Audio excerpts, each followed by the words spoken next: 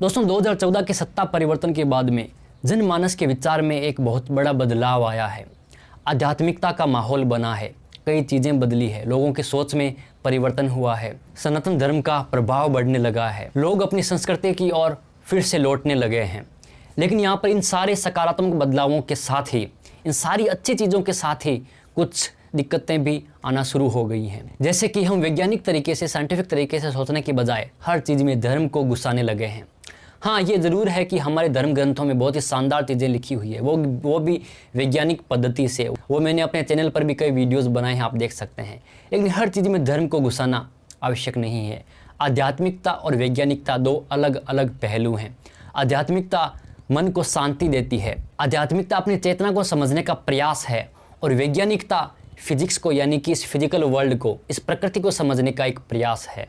जब कहा जाता है कि फलाने देश में फलाना फलाना आविष्कार हुआ है, तब हमारे लोग कहते हैं कि ये तो हमारे धर्म ग्रंथों में पहले से लिखा था। हर चीज़ में हम ज़बरदस्ती धर्म को घुसा रहे हैं, जो कि बहुत बड़ी गड़बड़ है। हमें वैज्ञानिक सोच रखनी चाहिए, और सनातन धर्म वैज्ञानिक सोच वाला धर्म ही है। प्रकृति को तो हमें साइंटिफिक पहलू से ही देखना होगा, उसे वैसा ही समझने की कोशिश करनी होगी। हमें उस कट्टरता में नहीं जाना है जो कि अब्राहमिक रिलीजन्स में पाई जाती है, जहाँ पर खुली सोच को बढ़ावा नहीं दिया जाता, जहाँ पर कुछ नया सोचने को मना किया जाता है। ऐसा हमें नहीं बनना है, और सनातन धर्म कभी भी ऐसा नहीं था। हर चीज़ को धर्म के तराजू पर नहीं तोलना है, नैतिकता के तराजू पर तोला जा सकता है। हमें अच्छी यूनिवर्सिटीज़ चाहिए जो अच्छे रिसर्च वर्क कर सकें, हमें अच्छे कॉलेज चाहिए, हमें अच्छे इंस्टीट्यूशंस चाहिए जहाँ पर विद्यार्थी शोध कार्य कर सकें, रिसर्च कर सकें। अगर हर चीज़ में हम धर्म घुसाएंगे तो ऐसी सोच डेवलप नहीं हो पाएगी।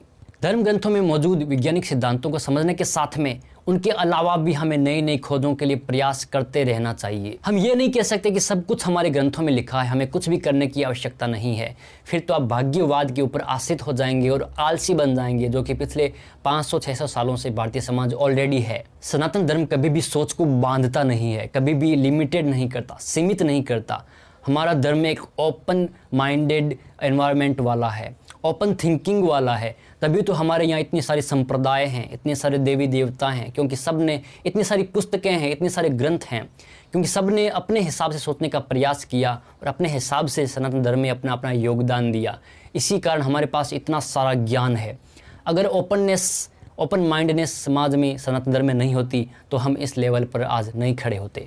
हमारे पास इतने सारे महान ग्रंथ नहीं होते, हमारे पास वेद उपनिषद नहीं होते, हमारे पास इतने सारे प्रकृति को रिप्रेजेंट करने वाले देवता नहीं होते, हमारे पास इतने सारे शानदार ग्रंथ नहीं होते। आप उन ग्रंथों से प्रेरणा ले सकते हैं, उनसे प्रेरणा लेते हुए आप